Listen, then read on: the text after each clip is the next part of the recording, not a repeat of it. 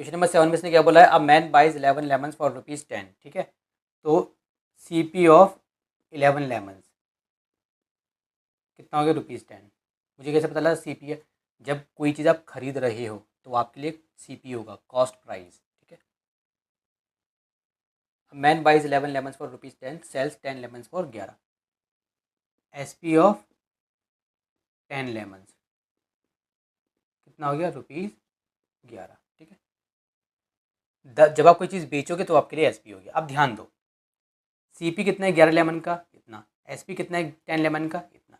इसने बोला हमें निकालना है गेन परसेंट। हमें क्या निकालना है, गेन परसेंट। अब ध्यान दो, अगर 10 लेमन हमने बेचे हैं तो हमें 10 लेमन का कॉस्ट प्राइस पता होना चाहिए। तो 11 का पता है, तो CP ऑफ 1 लेमन कितना होगा, ये होगा मेरा ₹10/11। ऐसे निकालते हैं भाई। तो CP ऑफ, फिर निकाल लेंगे किसका, हमें किसका निकालना है, 10 का। 10 लेमन कितना होगा, ये हो जाएगा मेरा 10/11 है मल्टीप्लाई 10, ये हो जाएगा मेरा। ठीक है, इसको यहाँ लिख देता हूँ, 10/11 मल्टीप्लाई 10 कितना हो गया, ये हो गया मेरा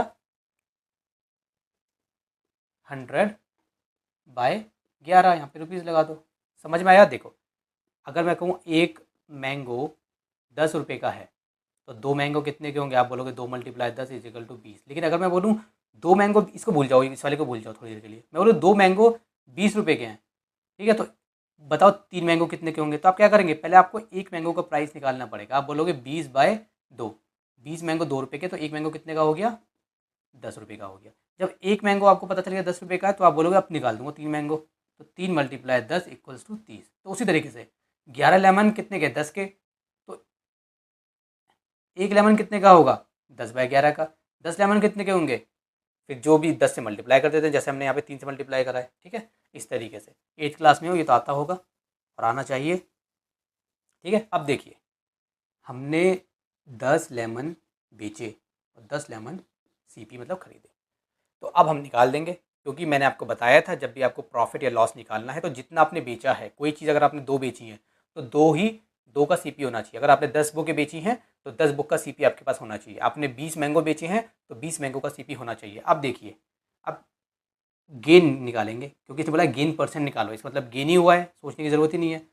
SP माइनस CP, SP कितना है मेरा, रुपीज़ लगा लो ऐसे और ब्रैकेट में सॉल्व कर लो। SP मेरा कितना है, SP है मेरा 11 माइनस CP कितना है मेरा 100/11। ठीक है, ऐसे कर लो। ठीक है, तो इसके नीचे 1 हो गया, तो कितना हो गया, ये 11 LCM आ गया, तो 11 ब्रैकेट माइनस 100 ब्रैकेट। तो यहाँ पे डाल दीजिए, क्या आएगा, यहाँ पे 11 का टेबल पढ़ेंगे हम 11 बार तो आएगा, 11 का पढ़ेंगे 1 बार। ठीक है, ऐसे रुपीज़ चल रहा है यहाँ पे, रुपीज़। ठीक है, तो मेरा गेन कितना आ गया, गेन मेरा आ गया रुपीज़, देखिए रुपीज़, 1 सेकेंड, गेन आ गया मेरा रुपीज़ 121। 11 को 11 से मल्टीप्लाई करोगे 121 आएगा, माइनस में 100/11, इस तरीके से। ठीक है, इसको और सॉल्व करो तो गेन कितना आएगा, ₹21/11। ये मेरा गेन आ गया। अब जब मेरा गेन आ गया तो मैं निकाल दूंगा गेन परसेंट, सिंपल है। चलो इसको रब करता हूँ। गेन परसेंट का फॉर्मूला क्या होता है, गेन अपॉन में CP × 100। जिसको फॉर्मूले याद नहीं है फॉर्मूले याद कर ले। ठीक है, यहाँ पे परसेंटेज लगा के चलो। तो गेन कितना मेरा 21/11, देखो 21/11 लिखो, रुपीज़ वगैरह बाद में। जब ऐसा हो ना कि गेन भी फ्रैक्शन में CP भी फ्रैक्शन में, तो डिवाइड, यहाँ पे तो डिवाइड लगा दो ना, डिवाइड, इसको हटा के अभी भूल जाओ। सिंपल तरीका बताता हूँ, डिवाइड लगाओ। ये किससे डिवाइड करना है, ये पूरा गेन है, गेन को किससे डिवाइड करना है, CP से। CP कितना है मेरा, अब CP किसका चाहिए होगा, हमें CP हमें चाहिए होगा किसका, 10 का, क्योंकि 10 की बात चल रही थी। तो 10 CP हमारा कितना था, CP था मेरा 100/11। ठीक है, ये मेरा CP था। और यहाँ पे क्या है, मल्टीप्लाई 100, ये वाला। ठीक है, और ऐसे ब्रैकेट लगा के ये परसेंटेज जो चल रही है आपकी। ठीक है, अब देखो 21/11। अब ये है ना, इसको जब हम मल्टीप्लाई में बदल देंगे, तो इसको जब हम मल्टीप्लाई में बदलते हैं तो ये ऊपर हो जाता है, मतलब ये नीचे वाला ऊपर, ऊपर वाला नीचे, 11/100, ये रूल है। फिर 100 तो है यहाँ पे, 100 ऐसे कर दिया, परसेंटेज लगा दिया, 100 से 100 कटा, इससे कटा, तो कितना हो गया 21%। ये मेरा क्या है, गेन परसेंट। तो गेन परसेंट आ गया मेरा 21। ठीक है,